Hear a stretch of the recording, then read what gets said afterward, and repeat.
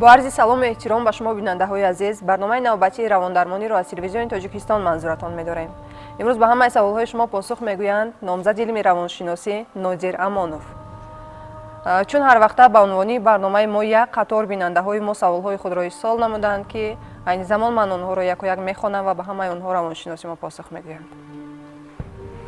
مونیسا 34 ساله از شهر قرغون‌تپه می‌نویسد: شوهرم 3 سال پیش به روسیه رفت و تا حال برنگشته است. سالی اول زنگ میزد و مبلغ روان میکرد. پس از سپری گشتن مدت دیگر از او خبری نشد. با خویش و تبار جستجویش کردیم اما پیدا کردن نتوانستیمش. 1 ماه پیش به ما زنگ زد. شادی ما حد و کنار نداشت. لیکن او گفت که عائله دیگر دارد و سراغش نکنیم. من چیکار کردنم را نمیدونم. در جای کار نمیکنم. معلومات عالی ندارم. فرزندانم را تنها چطور به مویه میرسونم؟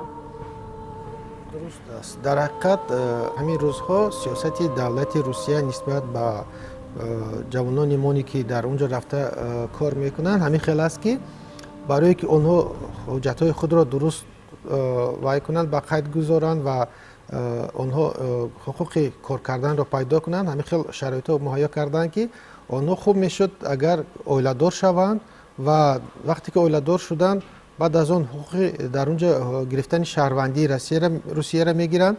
بعد از اون حقوق را گرفتن شرایط خوبی کاری پیدا میکنند. بنابر همین بسیار جوانان رو به همین کار میارند. اونها رفته عائله نو برپا میکنند، شهروند روسیه میشوند و همچون شهروند روسیه آزادانه مهنت میکنند و زندگی خود را پیش میبرند و این طرف مثبت مسئله شده نمیتواند، چون که بسیار این جوانان در تاجیکستان زن و فرزندای خود را گذاشته می روند و در اونجا عائله دیگر برپا کردن، عائله اوله خود را از دست میتیند و عائله اوله آنها در تاجیکستان گفتم ممکن است که بی رزق روزی میماند، زندگی وزنین به سر آنها بار می شود و این مسئله هست که نه یک بار نه دو بار بلکه بسیار تکرار می شود. و اکنون چی باید کرد برای حل این مسئله؟ پیش از همه وزنی مسئله بر سر همین زن میافتد. زن باید اکنون چیکار کند؟ با امیدی یوری مثلا اقتصادی و پولی شوهر نشده باید خودش اکنون کار بکند، فعالیت بکند که یک درآمدی رو به دست بیارد توی که زندگیش را پیش برد. البته پیش از همه اینجا مسئله اقتصادی است و باید صاحب کار باشد و صاحب فعالیتی شود که یک درآمدی شود. این درآمد اول است. درآمد دوم گفتم ممکن است که مسئله پسیکولوژی میماند، روحی میماند که البته زن باید اکنون با صبر و تحمل انتظار شود، چون که شاید همین انتخاب کرده شوهر او موقتی است. مثلا بعد 1 سال 2 سال با زنی روز زندگی کردن او از این کاری کرده خود پشیمان می شود و برمیگردد. عادتا همین خیلی میشه. چرا؟ چون که تاجیکای ما با رسم و رسومی که ما عادت تربیت کرده گرفتگی هستیم، با این رسم و رسوم خود در روسیه با زن روس زندگی کردن تاجیک ما بسیار مشکل هم هست. در روزهای اول که عائله آنها نو برپا می شود در نظرشون کاری خوب است، لیکن وقتی که کمی زندگی میکنن میبینن که اینجا به هم موافق نآمدن تعلیم و تربیه و گفتم ممکن به هم موافق نآمدن خصوصیت‌های روانی فرهنگی دیگر می شود و این به هم موافق نآمدن باعث پاش شدن عائله آنها می شود و مرد درک می کند که او بای داده است، گفتم که او خطا کرده است، او خوشبختی خود را در عائله اولش می بیند و او من فکر می کنم که بعد 1 سال نیم سال او به عائله اولش برمیگردد. اقلا برنگردد هم او کوشش میکند که یوری اقتصادی مادی خود را باز رساندن گیرد تا اینکه در آینده و امکانی برگشتن را داشته باشد. مهر فرزندی اینجا نقش زیاد میبازد و مهر فرزندی که در دل او هست نسبت به فرزندش او رو برمیگرداند. البته کمتر وقت در کار، صبر و طاقت در کار. لیکن این البته در 1 ماه 2 ماه نمیشود، شاید سالها میگذرد که بعد این خوشبختی برمیگردد. اکنون پیش از همه باید فهمید که این زن در مد اول چیکار کردنش در کار. او پیش از همه با صبر و تحمل باید کوشش بکند که یک راهی درآمد را پیدا کند، مثلا یک کاری پیدا کند، با یک کار فایده‌ناک مشغول شود و با صبر و تحمل انتظار شود آن لحظه را که شوهرش از عائله دیگری که در روسیه برپا کردهش پشیمان می شود و برمیگردد به نزد او. ولی تا آن دمی که آن مرد این را درک میکند فرزندان از تربیت پدر دور میمانند. این عائله چقدر با مشکلی های اقتصادی روبرو می شود. بله، افسوس است که این مسئله هست که در یک روز، در یک ماه، 2 ماه حل نمی شود. برای درک کردن اونی که او خطا کرده است برای این وقتی زیاد در کار، شاید 1 سال باشد، شاید 2 سال، شاید بعضا 5 سال بشود، شاید گذرد. در این مدت او همه لحظه های زندگی عائلوی اول و آخرش را مقایسه میکند و او درک میکند خطای خود را که عائله یکمش چقدر برای او خوب بود، چون که هم تربیه و هم فرهنگ و هم رسم و رسومی که ما داریم عادت کرده ایم آنها تاثیر خود را میگذارند و او درک میکند که عائله یکمش همه طرفه برای موافقتر خوبتر بود و این رو وقتی درک کردن پس بعد مرد کوشش میکند که اون بخت اولش را برقرار کند، چون که در عائله یکمش او خوشبخت بود. در اون جایی که آدمان باید دیگر خصلت‌های مانند به هم نزدیک فرهنگ و تربیه و رسم و رسومی به هم مانند دارند، در اونجا آدم بیشتر خوشبخت میشن نظر به اونی که در عائله‌ای که این خصوصیت‌ها باید دیگر راست نمیآیند. اگر خصوصیت‌ها که به هم راست نیاد آهسته آهسته مرد و زن باید دیگر گفتم ممکن است که چپ میشوند، زید میشوند، یک دیگر فهمی نمیشد و عائله اونها آهسته آهسته پاش میخورد و جدا میشوند و همین وقت برای این وقت در کار است. لیکن اکنون انی گفتن دشوار میشد که 1 سال در کار، شاید 5 سال در کار، شاید بعضا زیادتر هم در کار شد. بدترش آن است که شماره این گونه عائله ها خیلی زیادند. افسوس، بله افسوس که این خیلی شماره نهایت زیاد هستند و بسیار زنهای ما از این جهت یک مشکلی ها اثر گذرانده ایستادند. مصلحت میدادم که پرصبر و پرطاقت باشند، با صبر و تحمل باشند و یک منبع درآمد پیدا کرده زندگی خود را آهسته پیش برند.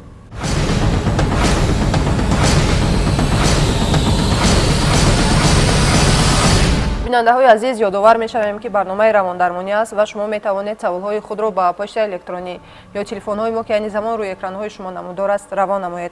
به همه سوال‌های شما روانشناس ما پاسخ می‌گویند. فرهاد 22 ساله از شهر سربند می‌نویسد: احساس ترس مرا ترک نمی‌کند. هر لحظه گمان می‌کنم که حادثه رخ می‌دهد. حتی در خوابم می‌ترسم. گمان می‌کنم که کسی مرا دائم تعقیب می‌کند. در تاریکی صدای پایه‌ها به گوشم می‌رسد. فکر می‌کنم که کسی دائم از پشتم است. ولی نمیبینمش. چرا آدم میترسد؟ سبب اصلا در ترس در اون است که شاید او یک نقل ناجور را گوش کرده است، شاید او به بیخوابی گرفتار شده است و وقتی که آدم به بیخوابی گرفتار میشه معنی سری او گفتم ممکن است که قوه خود را برقرار که نمی کند، او عالم احاطه کرده را نادرست درک انعکاس میکند و آدم بعضا آوازی نبوده را میشنود، اون چیزی نبوده را میبیند گویا و هر خیل چیزهای نبوده به نظرش مینماید و این باعث اوج گرفتن همین حسیات ترس میشود. و اکنون پیش از همه به فرهاد چی کار کردنش در کار که همین حسیات منفی را از خود دور کند؟ پیش از همه باید او بفهمد که همه اون چیزهایی که در نظرش مینماید اونها حقیقت ندارند، این سوبیکتیوی است، برای او است، در اصل اونها نیستند. کوشش بکند پیش از همه باید وقتی زیادتر خواب رود، مثلا از ساعت 10 بگو شب گفتم ممکن تا صبح دم باید خواب رود. یک دویمش که کوشش بکند در تاریکی تنها نباشد، روزانه مثلا فعالانه حرکت کند، کار کند، زندگیش را پیش برد. وقتی که شب تاریک شد در تاریکی تنها نباشد، تنها نگردد، حتی خوابم تنها نرود. وقتی که خوابم می رود در پهلوش باید یگون دادر و برادرش باید باشد که وقتی که او رو ترس فرا میگیرد عقلا اگر دستش دراز کرد دست همون دادر و برادرش رو یک بار قپد ترس از بدن او گم می شود. بنابر همین خود او باید فعال باشد و پسیوانه انتظار نشود، خودش مبارز باشد، فعال کند، کوشش کند ترس رو از بدنش دور کند و روی از همه خوبتر البته باز دیگرش همین است که کوشش کند که به کاری مشغول شود، هوشش به کاری بند باشد، مثلا کتابی بدیعی بخواند، تلویزیون تماشا کند، روزانه در هوای تازه سیر کند، خوراک بدیلش را بخورد، نیک شبانه باشد، در کوچه تنها در جای تاریکی تنها نگردد، در خانه هم تنها نباشد، در پهلوی کسی باشد. الان میخواد آهسته آهسته همون این استرس است. ترس البته پیش از همه به زبان علمی بگیریم استرس است که در سیستم عصبی او وارد شده است و سیستم عصبی او رو ناراحت میکند. بله. بحران روانی. بله.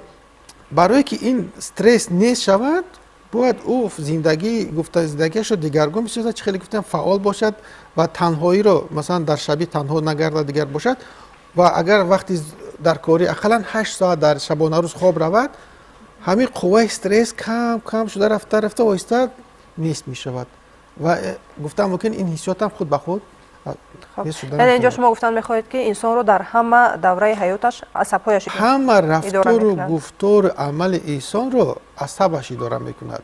عصب قسمی مرکزی است که گفتم میکند به همه کار جوابگو است و برای که وقتی این حادثه هم که میشود این استرس منفی که در عصب او پیدا میشود عصب او رو ناراحت کرده است که همین فعالیت رو اداره کند. برای استرس آرام کردن و نیست کردن یکمش که باید اقلا 8 ساعت در شبانه روز دم گیرد، خواب رود، درستش خواب رود. دمگیری به معنای ششتن نه، خواب رود. و گفتم ممکن است که در هوای تازه باید سیر کند روزانه، خوراک غذای خوب رو استعمال کند، بسیارتر میوگی باید باشد در خوراکش، نباتات باشد، گفته رستنی باشد. بعد از اون شبانه هیچ وقت تنها نباشد. در خانه شبانه باید تنها خواب نرود، در پهلوش کسی باید باشد. خب باز یک چیز دیگر است، ترس در خواب یا به قول دیگر سیاهی. روانشناسان این حالت را چگونه شرح می‌دهند؟ یک زبان زده ما هست که در خلق ملت ما که ما اون را سیاهی میگیم که در اصل این یک استرس زوری هست که سیستم عصبی آدم را پخش میکند. از زبان علمیش بگیریم و سبب‌ها دارد. بسیار و اگر که همین آدمی که در اون را میگه که سیاهی پخش کرده است، اگر که وقتی همین حالت اگر که وای خودش را یک بار نظارت کنه که در کدام حالت است و طرز خواب رویش همین خیلی است که وزن او با قفس سینه او گفتم که زیادتر آمده است و قفس سینه او امکان نمیتید که دل او آزادانه حرکت کند.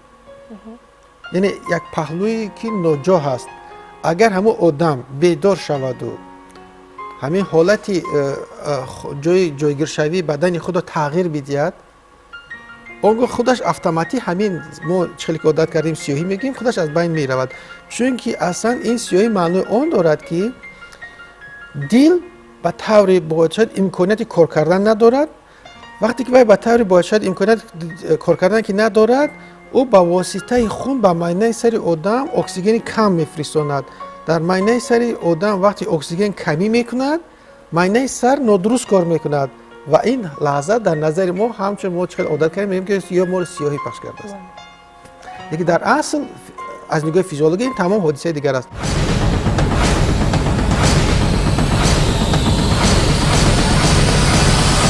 میگن که اگر خوابی بد دیدی خوابت رو رفته به آب گو. آب خصوصیت داشته است که خوابهای بد رو میبرده است. درست است. لیکن اگر از نگاه پسیخولوژی رو تحلیل کنیم به آب گفتن این معنی اون را دارد که ما باید دلمان را خالی کنیم. یعنی اون حسیات منفی که در خود داریم باید این حسیات را از درون خود بیرون براریم. شرط نیست که با آب گفتن. این یک آمد گپ ما گفتیم در آب. لیکن میتونیم که این رو با خود به خود با کسی دیگر بگوییم یا که در یک جای منظره که هیچ کس ما رو نمیبیند و نمیخندد تنها هستیم در اونجا نقل بکنیم.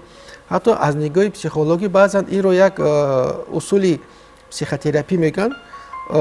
پسیخولوژا میگن اگر هیچ امکان که نباشه تو میتونی در خط یا با یک دوستت با مادرت یا با پدرت یا با رفیقت با دوستی نزدیکی دلکشت یا مکتوب نویسانی این واقعه رو نقل میکنی. بنویسی این مکتوب وقتی کمی رو مینویسی خود به خود علاقه حالت روحی آدم سبک میشه. چون که آدم این حسیات منفی در درونش بوده که ارگانیسم او رو ناراحت میکنه او رو بیرون میبرد و وقتی او بیرون که برآمد آدم یک لحظه خود را سبک میکنه.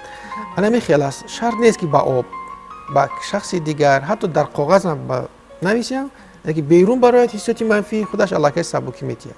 یعنی این گفته ها در اساس اون پیدا شده است که اون نفرانی که این گفته رو اختراع کردن به قول کسی نداشتند که درد دلشون رو گویند. یکمش که درست گفتید شخصی که میخواستگیشون رو که به دلش میخواد که به دلش نزدیک است میخواد بگه اون نیست бинобар ҳамин бояд ба об бигӯяд якум дуюмаш ки барои чи ба об мегӯям чунки дар ҳамон овози об овоз гапи ӯро дигар одами дигар намефаҳмад ба хотири ҳамин чунки шахси дигар агар фаҳмад одами ба одам наздик набошад ӯро метавонад масхара кунад бинобар ин одам озод наметавонад шуда ба об гуфтан маънои он дар лаби об дар лаби дайро лаби ҷӯи дигаре бошад ки овози об овози ӯро ки пахш мекунад ҳеҷ кас дигар ки намефаҳмад бинобар одам аз нигоҳи психологӣ вай озод аст як гуфтан мумкин аст ки ӯ тарс ҳарроз аз он надорад ки мабодо каме гапи ӯро мефаҳмад бинобар ҳамин ки вай озодтар аст чунки овози об овози ӯро пахш мекунад бинобар ҳамин лаби об мегӯям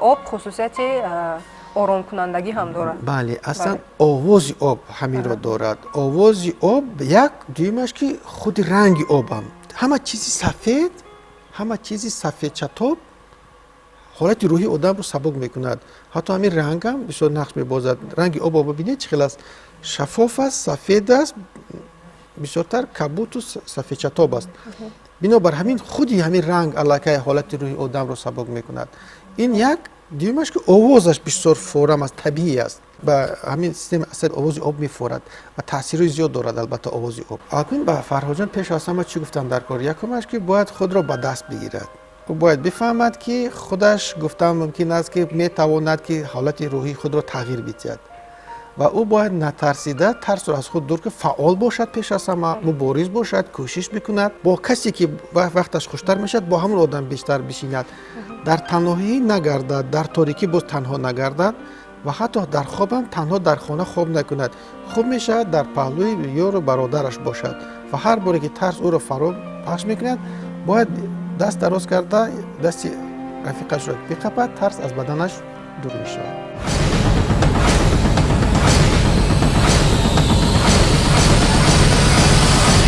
ман гирифтори бемории силам атрофиён хабар надоранд пинҳонӣ табобат гирифта истодам ва ҳолатам беҳтар шудааст мутаассифона як эҳсосе маро фаро гирифтааст ки мехоҳам бемориам ба дигарон ҳам гузарад чаро ман бемор бошаму дигарон сиҳат охир ман гуноҳе накардам ки лоиқи чунин ҷазо бошам медонам фикрам хато аст аммо онро аз сарам дур карда наметавонам илтимос ба ман ягон маслиҳат диҳеду аз ин эҳсоси бад халосам кунед ба ҷуз шумо намедонам ба кӣ муроҷиат кунам бисёр саволи аҷиб ин бародар бояд дар фикри он бошад ки на ин фикр кунад чаро ман ҷазо мебинам дигарон не балки ӯ бояд бикӯшад ки худ ба худ бигӯяд ки ман бояд чӣ коре кунам ки сазовори масалан беморӣ не балки сазовори сиҳатӣ шавам яъне ман бояд кори хубе кунам ки худои таоло аз ман хурсандӣ шаваду ин дарду ғамро аз ман дур кунад яъне сазовори ҳамин хел гуфтан мумкин аст ки чизи хуб шавӣ барое ки сазовори чизи хуб шавӣ пеш аз ҳама мо бояд одами гуфтан мумкин аст ки бо илму маърифат бошем ҳам аз ҷиҳати гуфтан мумкин аст ки китобҳои илмӣ ва ҳам аз китобҳои динӣ агар мо таҳлил бикунем мефаҳмем ки ҳар касе ки хубие мекунад ӯ хубиро мебинад ҳар касе хубие намекунад ӯ хубиро намебинад некӣ кардӣ некӣ мебинӣ ва бадӣ кардӣ бадӣ ин як фалсафаи ҳаёт аст ва пеш аз ҳама ӯ бояд инро дарк кунад ки дар ин дунё ҳар коре кардӣ онро мебинӣ ҳар тухме ки киштӣ мегӯянд ӯро медаравӣ бинобар ӯ бояд инро дарк кунад ва бояд ҳар чиз бештар бояд хубӣ кунад на ин ки бадӣ бештар хубӣ кунад ки сазовори некӣ шавад сазовори гуфтан сиҳатӣ саломатӣ шавад ва дар қуръони шариф ҳам ин гап ҳаст дар китобҳои илмӣ ҳам ҳастанд ки масалан ҳар касе бадӣ кард ба доми худ ё афтиду боз ҳолаш бадтар шуд чоҳкам чихеле ки мегӯянд зери чоҳ мешавад яъне шумо агар нияти бадӣ дошта бошед ба касе бадӣ кунед аз ин бало ҳеҷ вақт раҳо намеёбед касали сил худаш як касали аслан рӯҳӣ аст агар рӯҳи одам солим бошад касали сил аз бадан дур мешавад вақте ки одам ба касе некӣ мекунад рӯҳи вай солим мешавад рӯҳан одам он вақт солим аст ки вай дарк мекунад ки аз ӯ ба касе як хубие мерасад ана бинед ки худаш аллакай намоён шуда истааст ки шояд ин бародар бояд инро дарк кунад ки чаро ӯ касали сил шуд ва бояд дарк кунад ки ягона роҳи аз ин халосӣ баром аз ин касал раҳо шудан ин некӣ кардан аст, на яки бадӣ. вақт тавассути некӣ рӯҳи ӯ гуфтам солим мегардад. рӯҳ ки солим шуд, бадан солим мегардад. ва пеш аз ҳама боз дар ҳамин касали сил, чунки хеле ки гуфтем, пеш аз ҳама касали сил ин касали рӯҳӣ аст. одаме ки рӯҳан солима, онҳо аз ин дард халос мешаванд. касе ки рӯҳан солим нест, касе ки аз ин дунё умеди надорад, касе ки дар ин дунё мубориз нест, аз ин дард халосӣ намеёбад. бале, таҷриба ҳам нишон додааст ки гирифторони ин беморӣ бештар дар ҳамон вуҷуди худ як ҳисси ҳасуду бадбинӣ нисбати дигаронро эҳсос мекунанд. дар ҳақиқат ва ҳатто як ҳамин хел панду насиҳатҳои зиёд аст дар ин бобат ки асосан ҳамин хел касалиҳо сабаби ба ин касали гирифтан як ноумедӣ аст аз ин зиндагӣ. ноумедӣ онҳоро мешиканад, рӯҳан аввал мешиканад. касе ки ноумед аст, чаро ноумед аст? чаро ки вай интизори дасти гуфтан ёрӣ аз дигаронро гӯё ки намебинад. ва вақти хулоса барои чаро касе ба ӯ дасти ёрӣ дароз намекунад? боз таҳлил бикунем, шояд ки дар вақташ инҳо ба касе дасти ёрӣ дароз накарданд. бинед ҳамин худаш аҷоиб ки як ҳолате ҳаст ки одам тавассути ба касе хубӣ кардану ёрӣ кардан гуфтан мумкин аст дигаронро ба худ ҷалб мекунад, ки дигарон ҳам ба ӯ дасти ёрӣ дароз кунанд, дигарон ба ӯ нохубӣ кунанд. чунки ҳамин ҳолати номедӣ як ҳолати гуфтам ки аз зиндагӣ гӯё ки дилхунук будан бояд аз ҳамин ҳолати манфӣ бояд онҳо берун шаванд. ва албатта ин дар ҳамон ҳолат мешавад ки вақте ки шахс ба касе некӣ мекунад, хубӣ мекунад ва интизори ин хубӣ некӣ мешавад, дилаш ба зиндагӣ гарм мешавад ва ҳолати рӯафтодагӣ аз ӯ дур мешавад. умед ва ноумедӣ чӣ гуна ҳиссиётанд? умед ва ноумедӣ як ҳиссиёте ҳастанд ки ин гуфтан мумкин аст якташ мусбӣ аст, дигараш манфӣ. умед бастан яъне ба ояндаи нек нигарон будан аст. шахсе ки дар зиндагӣ боварӣ дорад ки ба лаҳзаи беҳтар хубтар ва зиндагиаш беҳтар хубтар ки мешавад, дар дили ӯ як ҳиссиёти умед аст. ва ин одамон бисёр ҳам гуфтан мумкин аст ки фаъол мешаванд, мубориз мешаванд. ҳатто онҳо гуфтам ки як қувваи рӯҳии зиёд доранд, мусбии доранд ки ин қувваи рӯҳии мусбии онҳо организми онҳоро, бадани онҳоро гуфтан мумкин аст ки аз ҳар чизои манфӣ эмин нигоҳ медорад. ноумедӣ ин баръакс аст. ноумедӣ ин ҳиссиёти манфӣ аст ки ҳатто гуфтам қувваи рӯҳии инсонро кам мекунад, паст мекунад. ҳамин одамоне ки ноумед ҳастанд бештар майл ба гирифтори ҳар гуна касалиҳо доранд. масалан ба майзадагӣ рӯ мебиёранд, ба нашамандӣ рӯ мебиёранд, ба худкушӣ даст мезананд. чунки гуфтам ки рӯҳу равони онҳо бо оҳиста кам шудан мегирад, қувваи бадани онҳо аз нигоҳи физиологӣ ва аз нигоҳи рӯҳӣ кам шудан мегирад. ин чизи манфӣ аст, яъне нишонаи он аст ки одам рӯз ба рӯз гуфтан мумкин аст ҳам ҷисмонӣ ҳам равонӣ хурдтар ба нестӣ рафта мерасад. бинобар ҳаминам дар дунё шахс фақат бояд бо умед бошад. дар зиндагӣ мегӯяд одам бояд боз ҳам ҳамин ки некие кунад, кори хубе кунад ба умеди оне ки ин кори хуби ӯ боз хуб натиҷаи беҳтару хубтар метиҳад. масалан деҳқон дар баҳор кишту кор мекунад ба умеди он аст ки ҳосили хуб мегираду зиндагиаш беҳтар мешавад, меҳнаташ самарае метиҳад ва зиндагиу беҳтару хубтар мешавад. алами хел ҳар як инсонам бояд мисли деҳқон бояд хубие бикунаду гуфтан бикошад хубии неки худро дар зиндагӣ, то ин ки умеди он кунад дигаро ҳам ба ӯ хубию некӣ мекунаду сатҳи зиндагии ӯ беҳтару хубтар мешавад ва умуман олам гулистон мешаваду ҳама чӣ беҳтару хубтар. доимо бояд бо умед буд.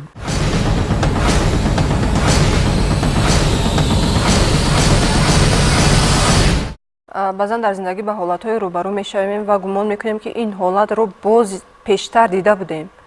ин чӣ гуна эҳсос аст ва чаро мо бо он рӯбарӯ мешавем? баъзан одам ҳолатеро дар зиндагӣ مشاهده میکند که گویا که این حالت رو دیده است یا که جایی رو که رفته است که اینجا گویا بوده است. لیکن او هرچند کوشش میکند برای خود معلوم کند که کی بود و چه خیل بود، هیچ او رو پیدا کردن نمیتوند، چون که از روی خاطره خود هیچ وقت در اینجا نبود، این حالت با هیچ وقت گرفتار گویا نبود. لیکن در نظرش میتابد که گویا باشد دودلگی در او رو فرا میگیرد.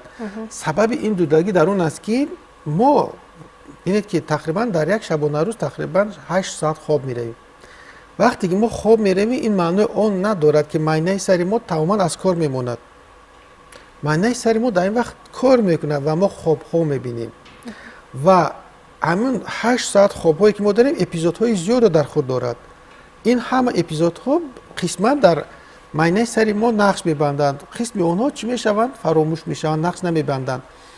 لیکن بعضا در همون خواب هایی که ما میبینیم بعضی اونها گفتم ممکن است که در خاطره ما که میموند، همون خواب های دیده ما بعضا به حیاتی که با ما در ریالیت میبینیم، در حقیقت میبینیم، بعضا به هم موافق میبید. بنابر همین اون خواب دیده نیمکالایی که ما که قسما در خاطر ما هست به حیات که نزدیک میبید ما دو دیلم میشویم. لیکن اصلا این بیشتر در خواب است این منظره. مثلا آدم بعضا در خواب میبیند که به کجای رفته است، در خواب میبیند با کسی صحبت کرده است، لیکن این با پورگی در خاطرش نیست. از خواب‌هایی که آدم می‌بیند تقریباً 20% در خاطرش میموند. 80% اونها تحت شعوری میگن در خاطر آدم نمیمونن. بنابر همین بعضی الیمنت‌های انما خواب‌های فراموش شده ما که کمی کم در خاطر مونده است با حیات ما به همدیگرش میشن موافقت میکنن. بنابر همین آدم دو دلگی روش میکند، باوریش نمی‌بیاد که چرا من این در نظر این حالت است. لیکن خواب چخیلی که من گفتم اینم البته یک قسمی حیات است. حتی علمان بعضا در این لحظه میگن که چرا آدم خواب میبینه، وقتی آدم خواب میبینه چیکار میشه؟ حتی تا درجه اونها چنین بیان میکنن که آدم وقتی خواب میرد روحی وی از بدن وی جدا شده سیر میکرده باشد. لیکن در اصل معاینه سر که کار میکند اپیزودهای حیاتی، همون اپیزودهای حیاتی را به خودش پیوست کرده. گفتم که خود به خود یک تحت شعوری یک فیلم‌های نو، ابرازهای نو می‌سازد و این برزنی ابرازها به حیات ما هم چی میشد نزدیک، چون که این از حیات ما گرفته است، از حیات ما بیرون نیستند. وارد موضوع خواب گشتیم. اینجا باز یک چیز دیگر است، یک حالت دیگر است که وقتی که در خواب می‌بینیم که از بلندی میافتیم حتما یک لپیش می‌خوریم. این چگونه رخ می‌دهد؟ این هم که حادثه سیستم عصب خود علاقمند است. در سیستم عصب ما یک اینستینکت است، اینستینکت خود محافظت نمایی که مادرزادی است. حتی در خواب وقتی آدم این خواب را دیدن پس اینستینکت اتوماتیک گفتم به طرز اتوماتیک به کار می‌دارد و آدم در همون لحظه هم گفتم ممکن است که ارگانیسم او به کار میخواد آدم را حمایت کند. بنابراین آدم یک لحظه میترسد که اکنون حاضر میافتد، اکنون وای میشود. گفته اکنون باز یک عجیبی است که بعضا آدمان استرس های گوناگون که میگیرن این استرس ها تاثیر خود را دارند. آدمی هست که در خواب حتی نمیافتد از یک بلندی، من راه رفته است نخواست گفتم که یک میلرزد وای میشد. این هم لرزشی هست که استرس های در بدن آدم موجود بوده علاقمندی دارد. آدمی که ترسیده است لیکن ایمپولس عصبی همین استرسی که در معنی سر بگی که اونقدر کلان نیست، محدود شده، کم شده که هست، تاثیر خود در همین حالت‌ها میگذارد و بیشترتر در وقت خواب و از جایبش که آنها فعال میشن. در وقت بیداری که ما خود که فعال که هستیم همه حرکت و عمل ما با شعور ما شعورانه اداره کرده که میشود، آنها جای خود رو نمیبرند. لیکن در وقت خواب که به شعورانه بسیار حادثه میشد آنها بیشتر فعالتر میشوند، بعد تاثیر خود رو میگذارند و هر زمان ما ترسیده لرزه بیدار میشویم. یعنی در وقت بیداری سیستم عصبی ما علاقه بند است و امکانی فکر و کارکرد این گونه چیزها را ندارد. هم بند است و هم فعال است و همه این زیر اداره شعور است. همه حرکتی ما، همه گفتاری ما، همه عملی ما. لیکن در خواب این تحت شعوری میشه. شعور علاقه گفتم ممکن است که مبخی خود رو به شعور میتید، بعد همه ایمپولس‌های منفی خورده که منفی که در معنی سر ماست اونها بعد فعالتر میشوند و نقش خود رو میگذارند.